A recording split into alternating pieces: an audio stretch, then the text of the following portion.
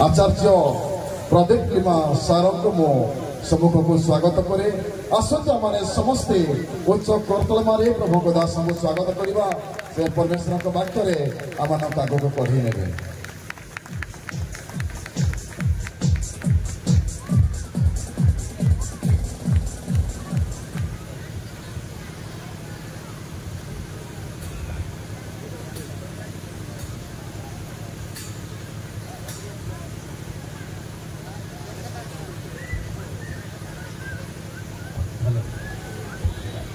Hello hello hello प्रभु जी ख्रीष्टर पवित्र नाम धन्य हेउ से महादया अनुग्रह करुणा करी ए आश्चर्य समय मध्य आम को प्रवेश कराई तेणु मुझे पवित्र नाम धन्यवाद दिए एवं ख्रीष्टर आश्रित बालीगुड़ा पास्टर्स एसोसिएशन रो प्रत्येक पालक एवं प्रेसिडेंट कर्मकर्ता मानंकु जो माने परमेश्वर कार्य अविरत परिश्रम करुचंती से मानकु मोर हृदय कृतज्ञता मु ज्ञापन करी एवं एटार जेते उपस्थित अछंती प्रिय भाई भौणी माने प्रभुंकर लोक माने मु समस्त को प्रभु जी ख्रीष्टर पवित्र नाम रे मो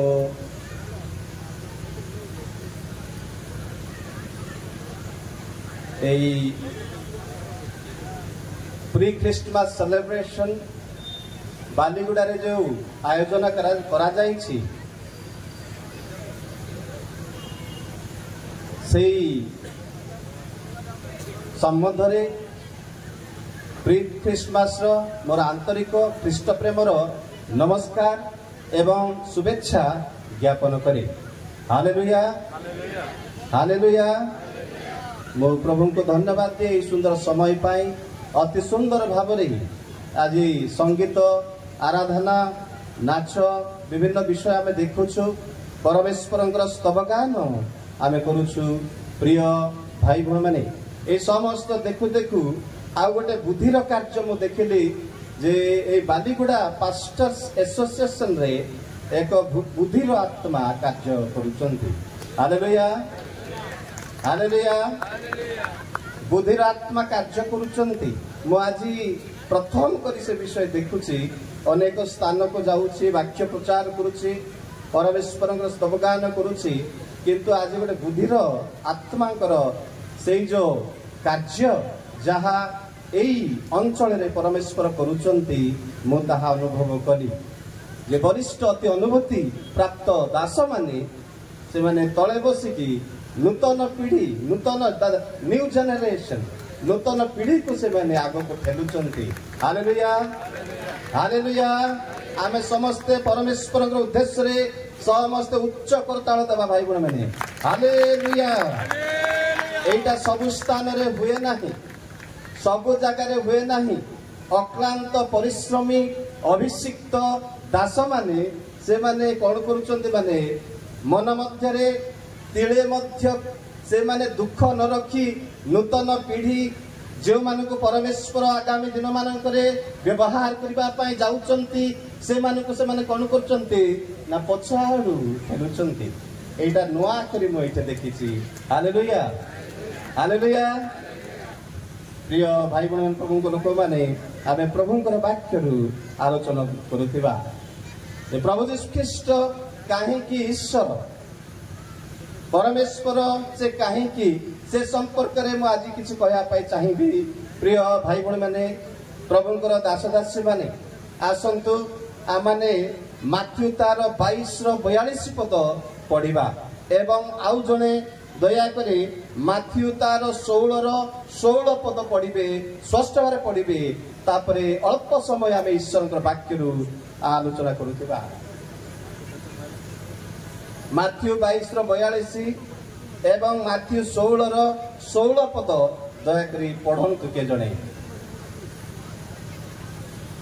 तापर माउथ अच्छी मान से पढ़ दे पारे अच्छा कि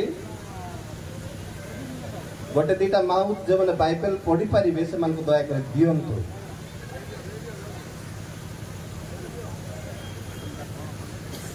हेलो हेलो हेलो एटा एपर लेखा अछि ख्रीष्टଙ୍କ विषय तुम मानकर मत कौन से कहार संतान से माने ताहाकु कहिले दाऊदଙ୍କର संतान। धन्यवाद। माथ्यू 16 पद सिमोन भीतर उत्तर देले आपण ख्रीष्ट जीवंत ईश्वरଙ୍କ पुत्र। Hallelujah hallelujah. प्रिय भाई बहन प्रभु लोक माने ख्रीष्टଙ୍କ विषय तुम मानकर मत कौन। प्रभु यीशु ख्रीष्ट आपणार शिष्य मानकु प्रश्न कले प्रश्न पचारुचंती जे फारूसी मान से पचारुचंती जे ख्रीष्टଙ୍କ विषय रे तुम मानकर मत कौन। भाई बहन माने दया करी कहंतु ख्रीष्टଙ୍କ विषय रे आप मानकर मतामत कौन। से किए किए कहिबे से मनुष्य ना प्रभु। दया करी कहंतु मते ख्रीष्टଙ୍କ विषय रे आप मानकर मत बा कौन। प्रिय भाई बहन प्रभु लोक माने प्रभुଙ୍କର दास दासी माने एई जो प्रश्नटा प्रत्येक हृदय रे आज मध्य आंदोलन सृष्टि करके आसुछि। आज मध्य अनेक लोक माने द्वंद्व रे रहिचंती। आउ एई प्रश्न को नहीं कि मु आज वाक्य आप मान सम्मुख रे उपस्थापन करिया पई चाहिबी। काहे कि प्रभु यीशु ख्रीष्ट काहे कि यीशु प्रभु काहे कि यीशु ख्रीष्ट ईश्वर परमेश्वर अटंती। प्रिय भाई बहन माने बापा माँ माने परमेश्वर पवित्र रक्त रे कृत मंडली आम सम्मुख रे मुदा प्रकाश करिया पई चाहूची। आ प्रभु निश्चित भाव रे तांकर पवित्र आत्माकर शक्ति रे से निश्चित भाव रे ए वाक्य को व्यवहार करिवे। प्रिय भाई बहन माने प्रभुଙ୍କର लोक माने तेबे पितर कहउचंती जे you are Christ the son of the living God. आपण ख्रीष्ट जीवंत ईश्वरଙ୍କର पुत्र। से हृदयर सहित प्रिय भाई बहन प्रभु लोक माने से दृढ़तार सहित अति से गर्वर सहित प्रकाश करुचंती जे आपण ख्रीष्ट जीवंत ईश्वरଙ୍କର पुत्र। Hallelujah hallelujah. प्रिय बापा माँ भाई बहन प्रभु लोक माने कहीं से जीवंत ईश्वरଙ୍କର पुत्र कहीं से ईश्वर अटंती कहीं से एकमात्र परमेश्वर अटंती। मु आप आज प्रकाश करने चाहूँगी। प्रिय भाई बहन प्रभु लोक माने कहीं से समग्र जगतर विश्व ब्रह्मांडर परमेश्वर अटंती। प्रिय भाई बहन प्रभु लोक माने तांको परी भाववाणी आउ कौनसी इतिहास रे कहा जाई नथिला। यीशु ख्रीष्टଙ୍କ संपर्क रे यीशु ख्रीष्टଙ୍କ संबंध रे जो समस्त भाववाणी कहा जाइथिला आउ कौनसी भगवान किबा कौनसी देवता संपर्क रे से प्रकार भाववाणी दिया जाई नथिला। यीशु ख्रीष्ट एकमात्र परमेश्वर जहां संपर्क रे हजार हजार भाववाणी कहा जाइथिला। तांकर जन्म पूर्व हजार हजार वर्ष तले प्रकाश करा जाइथिला एवं से भाववाणी को सफल करबा पाए भाववाणी आधार रे भाववाणी अनुसार से यीशु ख्रीष्ट से प्रतिपन्न हेले प्रकाशित हेतिले। प्रिय भाई बहन माने प्रभु लोक माने प्रथम भाववाणी जा कहा जाइथिला आदि तार 3:15 पदरे आदि तार 3:15 प्रिय भाई बहन माने प्रभु लोक माने आ आंबे तुम्भर ओ नारी मध्यरे वैर भाव जन्माइबा तुम्बे ताहार गोईठी की आघात करिवो एवं से तुम्भर मस्तक को चूर्ण करिवो। तुम्बे तार गोईठी की आघात करिवो एवं से तुम्भर मस्तक को चूर्ण करिवो। एटार शैतान एवं प्रभु यीशु ख्रीष्टଙ୍କ विषय रे कहा जाईछि। केते बेले कहा गला ए कथा नूतन नियम रे कहा गला किबा पुरातन नियम रे कहा गला। पुरातन नियम रो प्रथम पुस्तक 1450 बीसी ख्रीष्ट पूर्व रे मूसा से पवित्र आत्मा द्वारा परिचालित होकर लिखुचंती। प्रिय भाई बहन प्रभु लोक माने କୌଣସି ଭାବବାଣୀ ମନୁଷ୍ୟର ଇଚ୍ଛାରୁ ହୁଏ ନାହିଁ। ମନେ ରଖିଥାନ୍ତୁ, ଈଶ୍ୱର ପ୍ରେରିତ ମନୁଷ୍ୟମାନେ ପବିତ୍ର ଆତ୍ମାରେ ପରିପୂର୍ଣ୍ଣ ହୋଇ ଏ ଧର୍ମଶାସ୍ତ୍ର ଲେଖିଛନ୍ତି, ପବିତ୍ର ବାଇବେଲ ଲେଖିଛନ୍ତି। ପ୍ରିୟ ପ୍ରଭୁଙ୍କ ଲୋକମାନେ, ପ୍ରଭୁଙ୍କର ଦାସଦାସୀ ମାନେ, ତେବେ ମୂଷା ସେ ଲେଖୁଛନ୍ତି ଯେ ଯୀଶୁ ଖ୍ରୀଷ୍ଟ ବୋଲି ଜଣେ ଲୋକ ଜନ୍ମଗ୍ରହଣ କରିବେ 1450 BC ଖ୍ରୀଷ୍ଟ ପୂର୍ବ। ପ୍ରିୟ ଭାଇ ଭଉଣୀ ପ୍ରଭୁଙ୍କ ଲୋକମାନେ ସେ ପ୍ରକାଶ କରୁଛନ୍ତି, ଆମେ ସମସ୍ତେ ଜାଣିବା ଆବଶ୍ୟକ ରହିଛି। ପ୍ରିୟ ଭାଇ ଭଉଣୀ ମାନେ, ମୁଁ କହିବି ପରେ, ମୁଁ ଆପଣଙ୍କୁ ଗୁରୁତ୍ୱପୂର୍ଣ୍ଣ ତଥ୍ୟକୁ ଆଣିବି, କିନ୍ତୁ ଅଳ୍ପ କିଛି ଭବିଷ୍ୟତବାଣୀ ଯାହା ଯୀଶୁ ଖ୍ରୀଷ୍ଟଙ୍କ ସମ୍ପର୍କରେ ହଜାର ହଜାର ବର୍ଷ ତଳେ କୁହାଯାଇଥିଲା, ତାକୁ ପ୍ରଥମରେ ଆପଣଙ୍କ ସମ୍ମୁଖରେ ମୁଁ ଉପସ୍ଥାପନ କରିବା ପାଇଁ ଚାହୁଁଛି। ପ୍ରିୟ ଭାଇ ଭଉଣୀ ପ୍ରଭୁଙ୍କ ଲୋକମାନେ, 740 ଖ୍ରୀଷ୍ଟ ପୂର୍ବରେ ଜିସାୟ ଭବିଷ୍ୟତ ବକ୍ତା 7:14 ପଦରେ ସେ କହୁଛନ୍ତି, ଦେଖ ଜଣେ କନ୍ୟା ଗର୍ଭବତୀ ହୋଇ ଏକ ପୁତ୍ର ପ୍ରସବ କରିବେ, ଆଉ ତାହାଙ୍କର ନାମ ଇମାନୁଏଲ ଦିଆଯିବ। ପ୍ରିୟ ଭାଇ ଭଉଣୀ ପ୍ରଭୁଙ୍କ ଲୋକମାନେ, ଯାହା ମାଥ୍ୟୁ 1:23 ପଦରେ ସାକାର ହେଉଛି, ସଫଳ ହେଉଛି। ପ୍ରିୟ ପ୍ରଭୁଙ୍କ ଲୋକମାନେ, ଏବଂ ମୁଁ ଆପଣଙ୍କୁ କହିବା ପାଇଁ ଚାହୁଁଛି ଯେ ଜିସାୟ 9:6-7 ପଦରେ ମଧ୍ୟ ତାଙ୍କ ସମ୍ପର୍କରେ କୁହାଯାଇଛି, କାରଣ ଆମ୍ଭମାନଙ୍କ ନିମନ୍ତେ ଏକ ବାଳକ ଜନ୍ମି ଅଛନ୍ତି, ଆମ୍ଭମାନଙ୍କୁ ଏକ ପୁତ୍ର ଦତ୍ତ ହୋଇଅଛନ୍ତି ଓ ତାହାଙ୍କ ସ୍କନ୍ଧରେ କର୍ତ୍ତୃତ୍ୱ ଭାର ଥୁଆଯିବ। ଏଇଟା 740 ବର୍ଷ ଅର୍ଥାତ୍ ଖ୍ରୀଷ୍ଟ ପୂର୍ବରେ କୁହାଯାଇଥିଲା। ଜିସାୟ ଭବିଷ୍ୟତ ବକ୍ତାଙ୍କୁ ପରମେଶ୍ୱର ଏକ ଆଶ୍ଚର୍ଯ୍ୟ ଐଶ୍ୱରିକ ସ୍ୱର୍ଗୀୟ ପ୍ରକାଶନ ପ୍ରଦାନ କରୁଛନ୍ତି।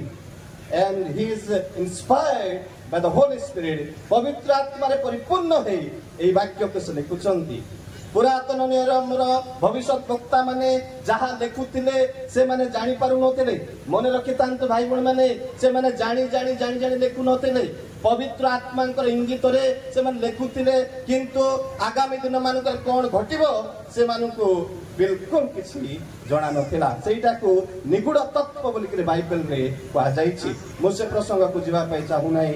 ପ୍ରିୟ ଭାଇ ଭଉଣୀ ପ୍ରଭୁଙ୍କ ଲୋକମାନେ, ମିଖା ତାର 5:2 ପଦରେ, ମାତ୍ର ହେ ବେଥଲେହେମ୍ ର ଉଫ୍ରାତା, ତୁମ୍ଭ ମଧ୍ୟରୁ ଇସ୍ରାଏଲର ଶାସନକର୍ତ୍ତା ହେବା ନିମନ୍ତେ ଆମ୍ଭେ କଣ କରିବା? ଏକ ପୁତ୍ର ଜନ୍ମଗ୍ରହଣ କରିବେ। ଇସ୍ରାଏଲରୁ ଏକ ଶାସନ କର୍ତ୍ତା ଆସିବେ। ପ୍ରିୟ ଭାଇ ଭଉଣୀ ପ୍ରଭୁଙ୍କ ଲୋକମାନେ, 700 ବର୍ଷ ପୂର୍ବେ ମିଖା ଭବିଷ୍ୟତ ବକ୍ତା ପରମେଶ୍ୱରଙ୍କର ଆତ୍ମାଙ୍କ ଦ୍ୱାରା ପରିଚାଳିତ ହେଇକି ଲେଖିଛନ୍ତି। ଆଉ କାହା ବିଷୟରେ ଏମିତି ଲେଖାଯାଇଥିଲା କି ଭାଇମାନେ, ପ୍ରଭୁଙ୍କ ଦାସ ମାନେ, କାହା ବିଷୟରେ କୁହାଯାଇଥିଲା କି ମୁଁ କାହିଁକି ଯୀଶୁ ଖ୍ରୀଷ୍ଟଙ୍କୁ ଈଶ୍ୱର ଭାବରେ, ଭଗବାନ ଭାବରେ ସ୍ୱୀକାର କରିବି? Because he was already prophesied in the Old Testament. ସେ ପୁରାତନ ନିୟମରେ ହଜାର ହଜାର ବର୍ଷ ତଳେ ତାଙ୍କ ସମ୍ପର୍କରେ କୁହାଯାଇଥିଲା। ତାଙ୍କର ଅସ୍ତିତ୍ୱ ହେବା ପୂର୍ବରୁ, ସେ ଭୂମିଷ୍ଠ ହେବା ପୂର୍ବରୁ, ମରଣ ପର୍ଯ୍ୟନ୍ତ, ସ୍ୱର୍ଗାରୋହଣ କରିବା ପର୍ଯ୍ୟନ୍ତ ଏବଂ ସ୍ୱର୍ଗରୁ ଆଉ ଥରେ ଆଗମନ କରି ମଣ୍ଡଳୀକୁ ରାପ୍ଚର କରିବା ପର୍ଯ୍ୟନ୍ତ, ମିଲେନିଆଲ କିଙ୍ଗଡମ୍, 1,000 ଶାନ୍ତି ରାଜ୍ୟ ସ୍ଥାପନ କରିବା ବିଷୟରେ ଏବଂ ଅନନ୍ତ କାଳୀନ ସ୍ଥିତିରେ ସେ କେମିତି କାର୍ଯ୍ୟ କରିବେ, ଏ ସମସ୍ତ ବିଷୟରେ ଅତି ପୁଙ୍ଖାନୁପୁଙ୍ଖ ଭାବରେ ପ୍ରକାଶ କରାଯାଇଛି। ତେଣୁ ମୁଁ ତାଙ୍କୁ ଭଗବାନ ଭାବରେ ଗ୍ରହଣ କରୁଛି। ହାଲେଲୁୟା। ମୁଁ ତାଙ୍କ ଈଶ୍ୱର ଭାବରେ ଏଥିପାଇଁ ଗ୍ରହଣ କରୁଛି, ହଜାର ହଜାର ବର୍ଷ ତଳେ ତାଙ୍କ ସମ୍ପର୍କରେ ବିବରଣୀ ଅତି ସ୍ପଷ୍ଟ ଭାବରେ କୁହାଯାଇଛି। ସେ କାଲବରୀ କ୍ରୁଶ ଉପରେ ମରିବା ସମୟରେ ତାଙ୍କର ଖଣ୍ଡେ ହାଡ଼ ମଧ୍ୟ ଭାଙ୍ଗିବ ନାହିଁ। ସବୁ ବିଷୟରେ A to Z ପ୍ରିୟ ଭାଇ ଭଉଣୀ ପ୍ରଭୁଙ୍କ ଲୋକମାନେ, ଶେଷ ପର୍ଯ୍ୟନ୍ତ ତାଙ୍କ ବିଷୟରେ କୁହାଯାଇଛି। ସେ ପେଟରେ କେମିତି ରହିବେ, କେମିତି ଜନ୍ମଗ୍ରହଣ କରିବେ, କୋଉଠି ଜନ୍ମଗ୍ରହଣ କରିବେ ଏବଂ ସେ କେମିତି ବଢିବେ, କେମିତି ମରିବେ, ସେ କଣ କରିବେ, ସମସ୍ତ ବିଷୟ ଅତି ସ୍ପଷ୍ଟ ଭାବରେ ବାଇବେଲରେ ପ୍ରକାଶ କରାଯାଇଛି। ଭବିଷ୍ୟତ ବକ୍ତା ମାନଙ୍କ ଦ୍ୱାରା କୁହାଯାଇଛି। ଭାଇ ଭଉଣୀ ପ୍ରଭୁଙ୍କ ଲୋକମାନେ, ମୁଁ ଆପଣମାନଙ୍କୁ ପ୍ରଶ୍ନ କରିବି ବର୍ତ୍ତମାନ ଯେ ପ୍ରଭୁ ଯୀଶୁ ଖ୍ରୀଷ୍ଟ କାହିଁକି ବେଥଲେହେମରେ ଜନ୍ମଗ୍ରହଣ କଲେ? किए कहिबे प्रभु यीशु ख्रीष्ट कहीं बेथलेहेम रे जन्म ग्रहण कले। जिहुदा प्रदेश रे यीशुंकर जन्म समय रे प्राय 2000 टी ग्राम थिला, प्राय 2000 टी नगर थिला। से समय रे बड़ बड़ नगर थिला। जेरूसलम जे पृथ्वीर एक केंद्र बिंदु थिला। एथेंस शहर थिला एक वाणिज्य केंद्र थिला। रोम पृथ्वीर एक महान साम्राज्य थिला। प्रभु यीशु ख्रीष्ट कहीं बेथलेहेम रे जन्म ग्रहण करुचंती। ये कहिबे कि भाई बहन माने प्रभु लोक माने प्रिय प्रभु लोक माने यीशु ख्रीष्ट कहीं बेथलेहेम रे जन्म हेले। बेथलेहेम एक छोट ग्राम भाई बहन माने छोट नगर छोटिया जगह जे बेथलेहेम रो उफ्राता बोली कहा जायछि। बाइबल रे दुई प्रकार बेथलेहेम विषय कहा जायछि। भाई बहन प्रभु को लोक माने गोटे नगर आ गोटे ग्राम। तेबे एई जो बेथलेहेम कथा कहा जायछि बेथलेहेम रो उफ्राता बोली कहा जायछि एक छोट ग्राम। मादिनाट परि गोटे छोट ग्राम, सिंदरी गाँ परि गोटे छोट ग्राम। भाई बहन प्रभु को लोक माने then why God is coming to Bethlehem. Bethlehem एक छोट ग्राम रे राजा मानक राजा प्रभु मानक प्रभु देवगण परमेश्वर कहीं जन्म ग्रहण करुचंती। मुझे कहना चाहूँगी भाई बहन मैंने प्रभुंकर लोक माने प्रभुंकर दास दासी माने प्रथम कथा है मन रखि था तार अनेक कारण सब रही। प्रथम कारण भाववाणी संबंधी कारण जे अनेक भविष्य वक्ता माने यीशु ख्रीष्ट बेथलेहेम रे जन्म ग्रहण करिवे एक कथा कहिचंती। विशेष करी मिखा भविष्य वक्ता यीशु ख्रीष्ट बेथलेहेम ग्राम रे जन्म ग्रहण करिवे से कथा से कहिचंती। प्रिय भाई बहन माने प्रभु लोक माने प्रभुंकर दास दासी माने तेरे बेथलेहेम कहीं बेथलेहेम रो अर्थ प्रिय भाई बहन माने प्रभु लोक माने बेथलेहेम रो अर्थ होची the house of bread. Bethlehem रो अर्थ होची जे आहार रो गृह, आहार रो भंडार। प्रिय भाई बहन प्रभु लोक माने भल भाव रे सुनंतो। आपण जदि वाक्य को बुझबा पाई चाहुचंती तेबे कर्णपात करंतु, मनोयोग करंतु, एने तेने बुलंतु नाई। ईश्वर पवित्र आत्मा को द्वारा आपमान को निश्चित भाव रे आज कथा कहबा पाई जाउचंती। बेथलेहेम रो अर्थ कोन? हाउस ऑफ ब्रेड, आहार रो गृह। आहार रो गृह एटा मन रखि थांतु। प्रिय भाई बहन माने प्रभुंकर दास दासी माने यीशु ख्रीष्टकर नाम कोन? यीशु ख्रीष्ट कौन बोली निज को प्रकाश कले? I am the bread of life. I am the bread of life. Johan 6:35 Johan 6:48 पदर से कहउचंते मो हेउची से जीवनदायक आहार। Hallelujah hallelujah hallelujah. आहार रो भंडार जीवनदायक आहार परिप्रकाश हेउचंती। आहार रो भंडार जीवनदायक आहार प्रकाशित हेउचंती।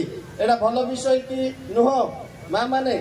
आहार रो भंडार धान भंडार भाई बहन माने प्रभु को लोक माने तेबे जीवनदायक आहार प्रकाशित हेउचंती। तांको पई सेई स्थान उद्दिष्ट थिला। सेई हाउस ऑफ ब्रेड अर्थात सेई प्रिय भाई बहन प्रभु को लोक माने आहार रो गृहरु आहार रो गोदाम रु कौन हेउचंती? जीवनदायक आहार प्रकाशित हेले। Hallelujah hallelujah. द्वितीय कारण प्रिय भाई बहन माने प्रभु को लोक माने द्वितीय कारण द्वितीय कारण होउचे एटा। तृतीय कारण सेटा होउचे ऐतिहासिक कारण। ऐतिहासिक कारण रहिछि प्रिय भाई बहन माने काहे कि यीशु ख्रीष्ट से जेरूसलम रे जन्म ग्रहण कले नाही, रोम साम्राज्य रे जन्म ग्रहण कले नाही, कि एथेंस शहर रे जन्म ग्रहण कले नाही, एक छोट ग्राम रे से जन्म ग्रहण करुचंती। प्रिय प्रभु लोक माने प्रभु दास दासी माने तार ऐतिहासिक कारण रहिछि। There are some historical reasons behind it. Hallelujah hallelujah. तेबे मन कहे पाई चाहूछि एई स्थान रे जने व्यक्ति जन्म ग्रहण करथिले। जाकोबंकर सान पुओ तांको ना कोन के कहि परिबे? जाकोबंकर कनिष्ठ पुत्रंकर नाम दया करे झियो माने कुहंतु। संडे स्कूल चिल्ड्रेन ଦୟାକରି ମତେ କୁହନ୍ତୁ, ହୁ ଇଜ ଦ୍ୟାଟ୍? ବିନ୍ୟାମିନ୍। ଏ ଝିଅ ପାଇଁ ଆମେ ସମସ୍ତେ ଉଚ୍ଚ କରତାଳ ଦେବା ଭାଇ ଭଉଣୀମାନେ। ଯାକୁବଙ୍କର କନିଷ୍ଠ ପୁତ୍ରଙ୍କ ନାଁ ହଉଛି ବିନ୍ୟାମିନ୍। ଝିଅ ପାସ୍ ତୁମେ। ତେବେ ଆଉ ପଚାରିବି, ଆଉ ଗୋଟେ ନାଁ ତାର ଥିଲା, କଣ କିଏ କହିପାରିବେ? ଯାକୁବଙ୍କର ସାନ ପୁଅଙ୍କ ନାଁ ଦିଟା ନାଁ ତାଙ୍କର, ଯେମିତି ଆମେ ଗୁଡୁ ଆଉ ଗ୍ଲେସନ୍ ବୋଲିକି କହୁଛୁ ସେମିତି। ପ୍ଲିଜ୍ ଟେଲ୍ ମି ଭାଇ ଭଉଣୀ ମାନେ, ପ୍ରଭୁଙ୍କ ଲୋକମାନେ କୁହନ୍ତୁ, ବିନ୍ୟାମିନ୍ କିଏ ଦେଇଥିଲା? ବିନ୍ୟାମିନ୍ ତାଙ୍କର ବାପା ତାଙ୍କୁ ଦେଇଥିଲେ, କିନ୍ତୁ ଜନ୍ମ ଦେଇଥିବା ମାତା ରାହେଲ ତାଙ୍କୁ ଆଉ ଗୋଟେ ନାମ ଦେଇଥିଲେ। ତାଙ୍କ ନାଁ ହଉଛି ବିନୋନି। ତାଙ୍କ ନାଁ କଣ? ବିନୋନି। ବିନୋନିର ଅର୍ଥ କିଏ କହିବେ? ବିନୋନିର ଅର୍ଥ ହେଉଛି, ପ୍ରିୟ ଭାଇ ମାନେ, ଦୁଃଖର ପୁତ୍ର। The son of my sorrow, ଦୁଃଖର ପୁତ୍ର। ପ୍ରିୟ ପ୍ରଭୁଙ୍କ ଲୋକମାନେ, ପ୍ରଭୁଙ୍କ ଦାସଦାସୀ ମାନେ, ତାଙ୍କ ମା ତାଙ୍କୁ କାହିଁକି ଦୁଃଖର ପୁତ୍ର ବୋଲି ନାଁ ଦେଲେ? କାରଣ ଅତି ଦୁଃଖରେ କଷ୍ଟରେ ତାଙ୍କୁ ଜନ୍ମ ଦେଲା ଉତ୍ତାରେ ସେ ମୃତ୍ୟୁବରଣ କରିଥିଲେ। ମୁଁ ଆପଣଙ୍କ ରେଫରେନ୍ସ ମଧ୍ୟ ଦେଇପାରିବି। ପ୍ରିୟ ଭାଇ ଭଉଣୀ, ପ୍ରଭୁଙ୍କ ଲୋକମାନେ, ପ୍ରଭୁଙ୍କର ଦାସଦାସୀ ମାନେ, ସେ ହେଉଛନ୍ତି ଦୁଃଖର ପୁତ୍ର। ଏବଂ ପ୍ରିୟ ପ୍ରଭୁଙ୍କ ଲୋକମାନେ, ପ୍ରଭୁଙ୍କର ଦାସଦାସୀ ମାନେ, ଯଦି ଆପଣମାନେ ଦେଖିବେ, ତେବେ ପ୍ରଭୁ ଯୀଶୁ ଖ୍ରୀଷ୍ଟ ସେ ଦୁଃଖଗ୍ରସ୍ତ ହେଲେ। ଜିସାୟ ତାର 53ର ଯଦି ଆପଣମାନେ 3 ପଦ ଦେଖିବେ, ସେ ଦୁଃଖଗ୍ରସ୍ତ ଶୋକ ପରିଚିତ ଲୋକ ପରି ହେଲେ ବୋଲି କୁହାଯାଇଛି। ତାହାଙ୍କୁ ପ୍ରିୟ ଭାଇ ଭଉଣୀ, ପ୍ରଭୁଙ୍କ ଲୋକମାନେ, ତାଙ୍କୁ ଲୋକମାନେ ଦେଖିବା ପାଇଁ ମଧ୍ୟ ଇଚ୍ଛା କଲେ ନାହିଁ। ତାଙ୍କର ମୁଖ ଏଇ ପ୍ରକାର ବିବର୍ଣ୍ଣ ହେଲା ଯେ ଲୋକମାନେ ତାଙ୍କୁ ଛି ଛି କଲେ, ତାଙ୍କୁ ଦେଖିପାରିଲେ ନାହିଁ। ଜିସାୟ 53ର 3 ପଦରେ ଅତି ସ୍ପଷ୍ଟ ଭାବରେ ଲେଖାଯାଇଛି, ସେ ଅବଜ୍ଞାତ ଓ ମନୁଷ୍ୟର ତ୍ୟକ୍ତ ଦୁଃଖୀ ଲୋକ, ଶୋକ ପରିଚିତ, କିନ୍ତୁ ତାଙ୍କ ପିତା ତାହାଙ୍କ ନାମ ବିନ୍ୟାମିନ୍ ଦେଲେ। ପ୍ରିୟ ଭାଇ ଭଉଣୀ, ପ୍ରଭୁଙ୍କ ଲୋକମାନେ, ତାଙ୍କର ମାତା କଣ ଦେଲେ? ଜିହୁଦ। ସେଇ ଇସ୍ରାଏଲର କନିଷ୍ଠ ପୁତ୍ର, ଯାକୁବଙ୍କର କନିଷ୍ଠ ଇସ୍ରାଏଲର 2ଟା ନାମ, ଏକ ଇସ୍ରାଏଲ ଏବଂ ଯାକୁବ, 2ଟା ନାମ ଆମେ ସମସ୍ତେ ଜାଣିଛୁ। ବାଇବେଲ ପଣ୍ଡିତ ମାନେ ଏହି ସ୍ଥାନରେ ଅଛନ୍ତି। ମା କଣ ବୋଲି କହିଲା? ବିନୋନି। ବିନୋନିର ଅର୍ଥ ଦୁଃଖର ପୁତ୍ର। ଯୀଶୁ ଖ୍ରୀଷ୍ଟ ସେ ଅବଜ୍ଞାତ ହେଲେ ଏବଂ ମନୁଷ୍ୟର ତ୍ୟକ୍ତ ଦୁଃଖୀ ଲୋକ ବୋଲି ସ୍ପଷ୍ଟ ଭାବରେ ବାଇବେଲରେ ପ୍ରକାଶ କରାଯାଇଛି। ପ୍ରିୟ ବନ୍ଧୁଗଣ, ପ୍ରଭୁଙ୍କର ଲୋକମାନେ, ଏବଂ ଯଦି ଆପଣମାନେ ଦେଖିବେ, ତାଙ୍କ ବାପା ଯୋଉ ନାଁ ଦେଲେ ବିନ୍ୟାମିନ୍। ବିନ୍ୟାମିନ୍ର ଅର୍ଥ the son of my right hand. The son of my right hand, ଆମ୍ଭର ଦକ୍ଷିଣ ହସ୍ତର ପୁତ୍ର। ମା କଣ କହିଲେ? ଆମ୍ଭର ଦୁଃଖର ପୁତ୍ର ବୋଲି ସେ ନାଁ ଦେଲେ। ଆଉ ଯୀଶୁ ଖ୍ରୀଷ୍ଟ ପ୍ରକୃତରେ ଦୁଃଖୀ ଲୋକ ଥିଲେ।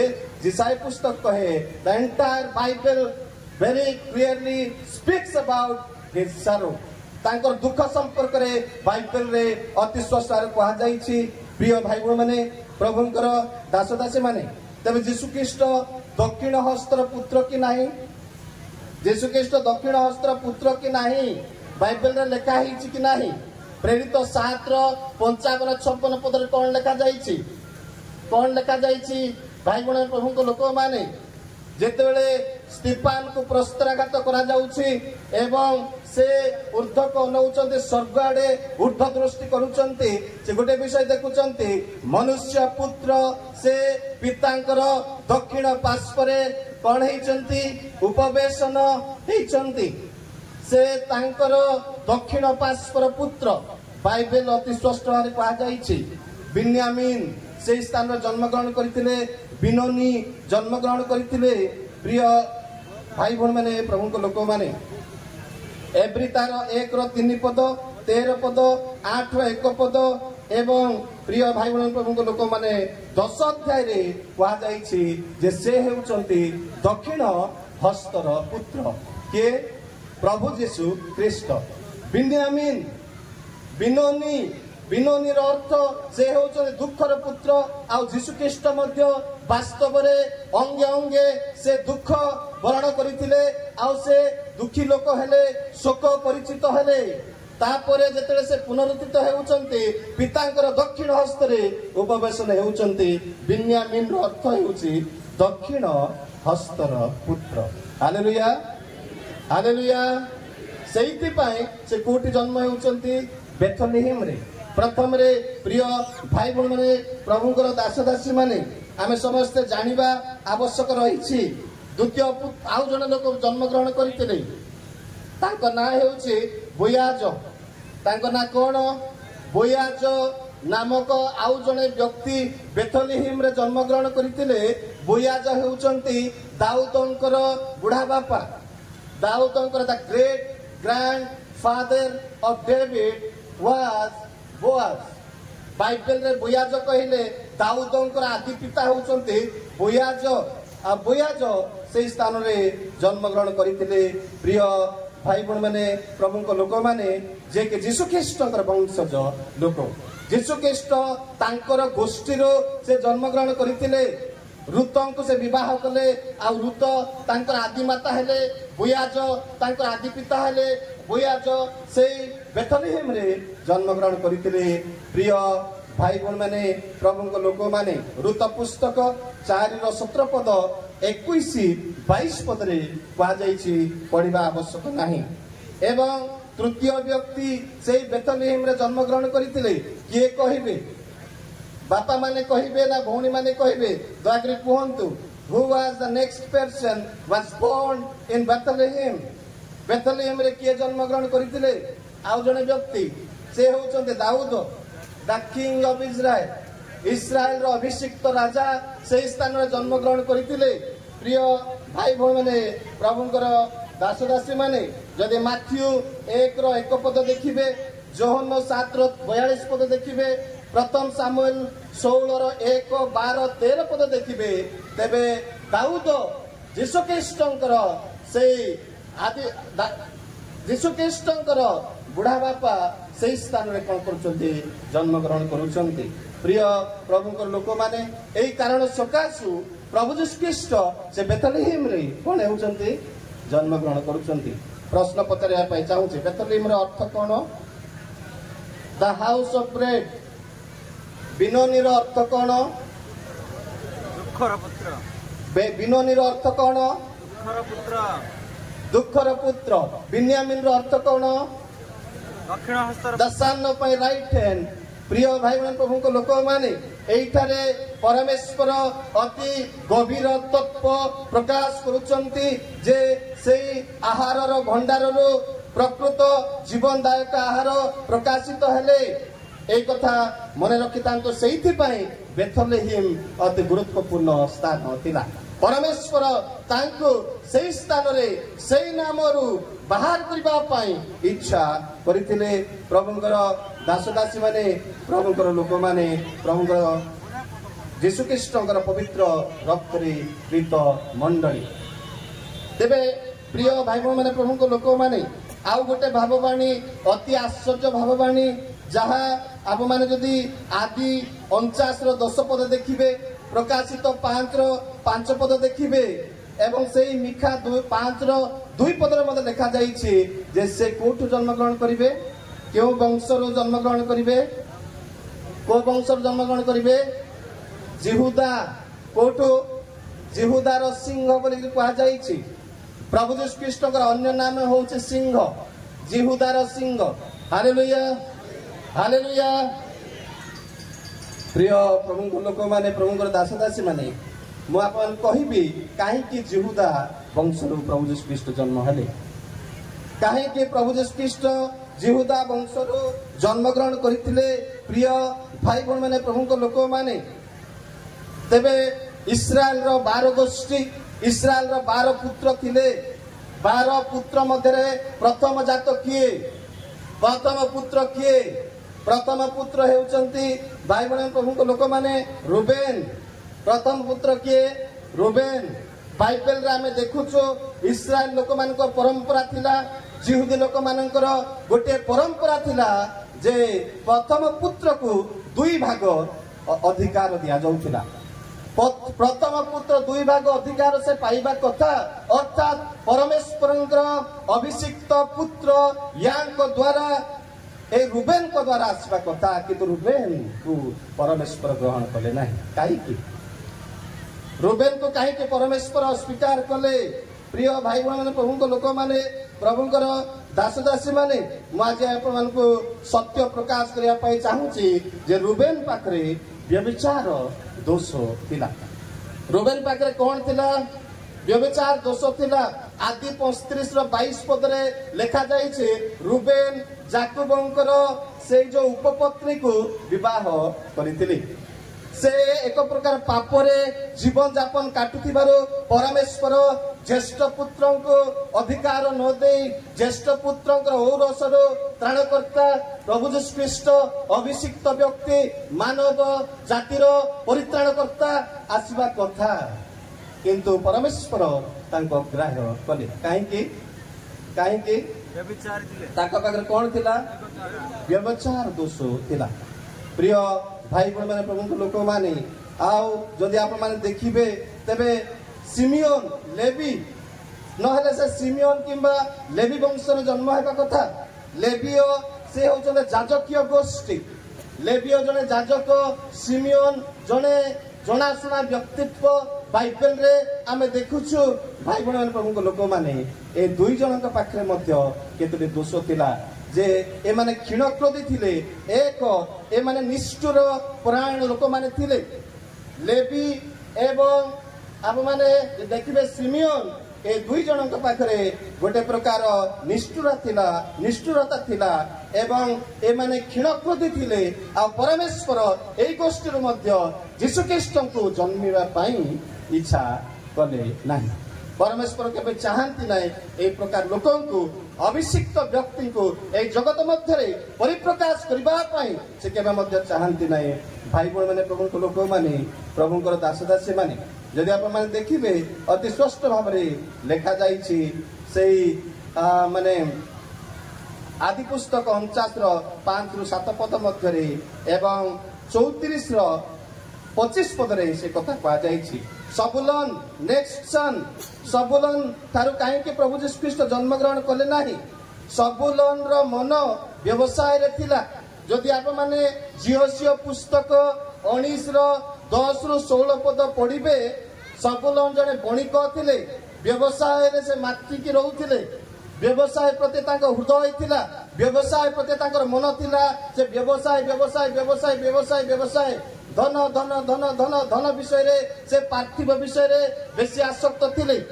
कलसियो 3:2 पदरे कहा जाइछे पार्थिव विषय रे आसक्त न होई ऊर्ध्वस्थ विषय रे कौन हो आसक्त हो जेहेतु सबुलन ए पार्थिव विषय रे धन प्रति आकृष्ट थिले परमेश्वर तांको कौन कले ग्रहण कले नाही।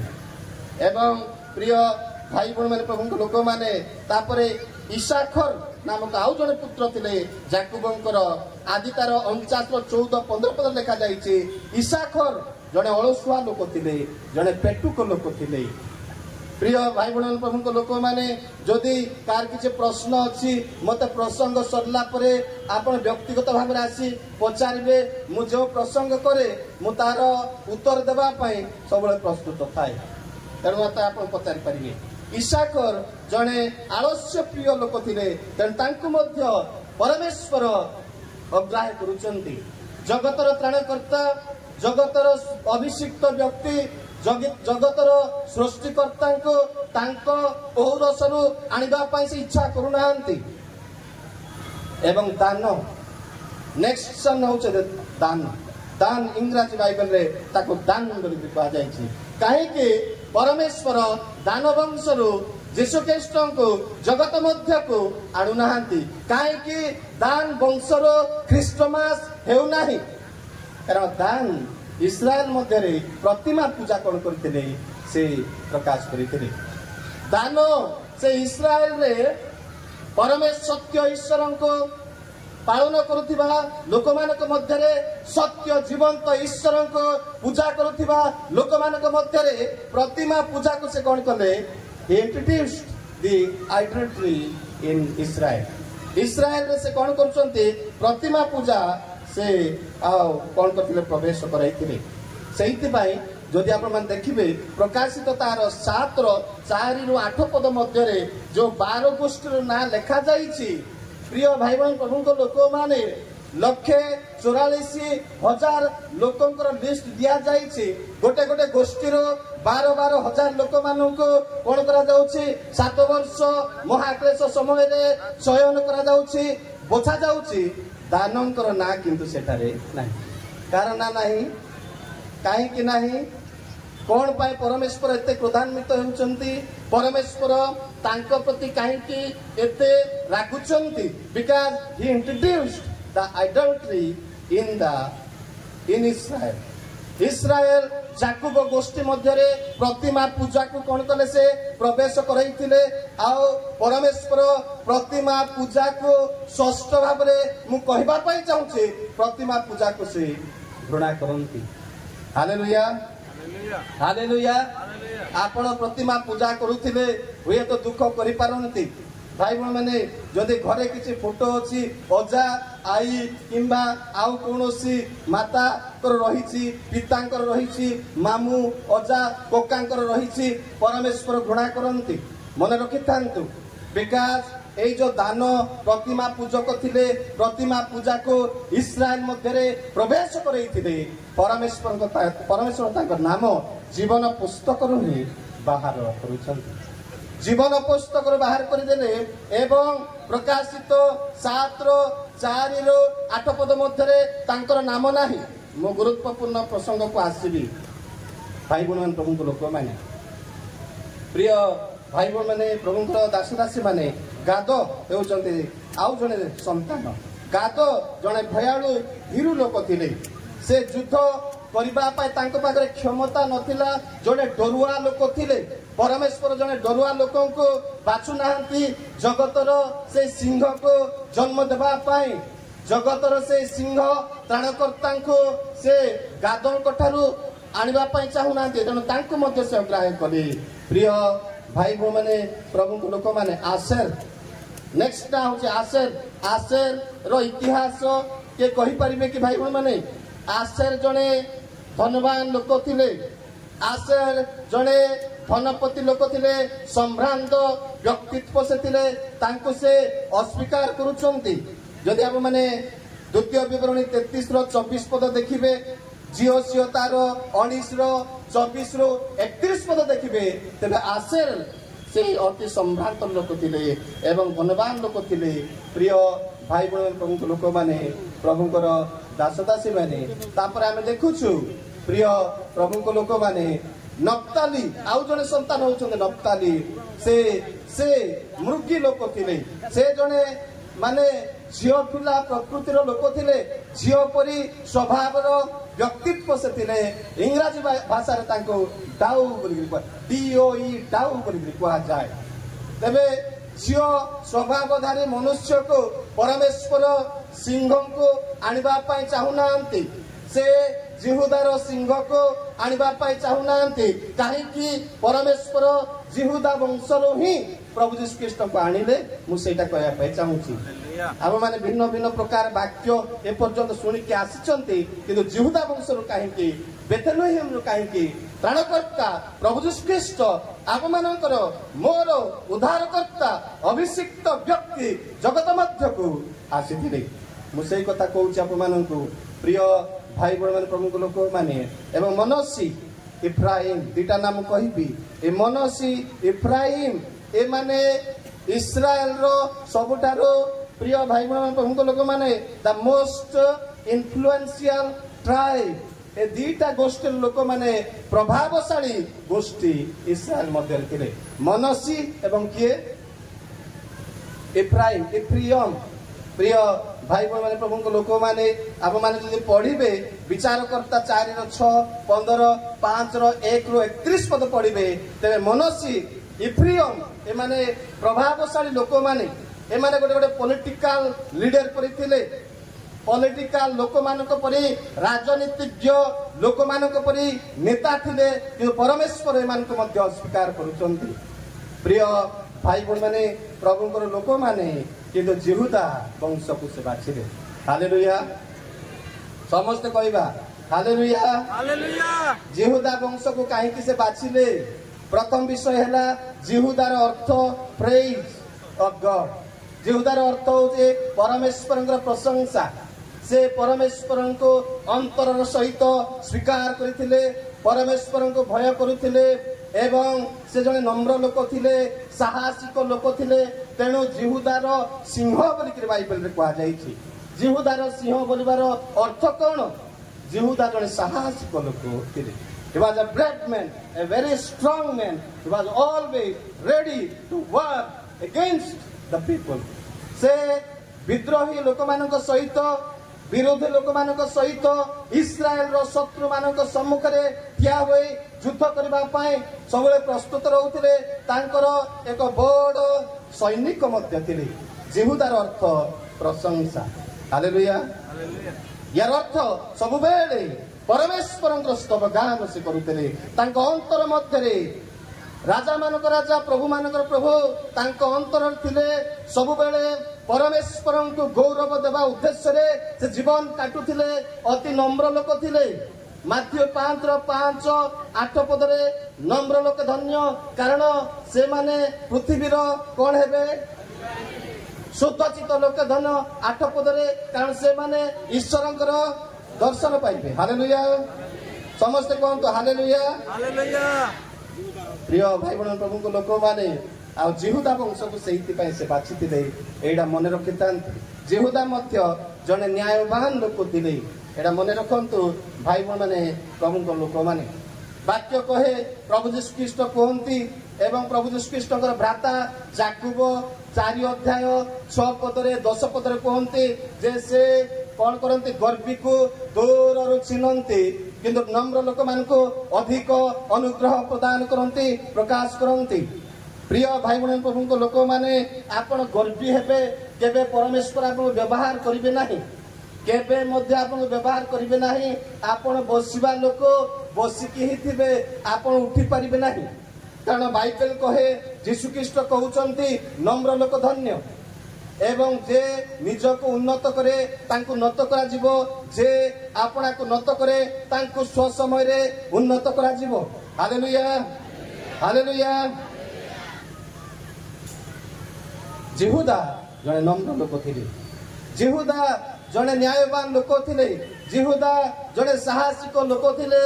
जिहुदा ईश्वरंकर प्रशंसा गान सबु परिस्थिति रे करबा पई केबे मध्य पासुर नथिले।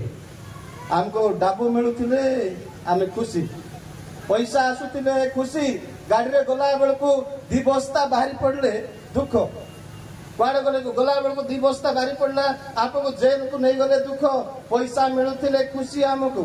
किंतु जिहुदा सबु बेले सबु परिस्थिति रे परमेश्वरंकर प्रशंसा करुथिले। बाइबल लिखा जाइछि, पाउल कहउचंती थेसलोनिके पुस्तक रे 5 अध्याय रे जे सर्वदा तुम कौन करो?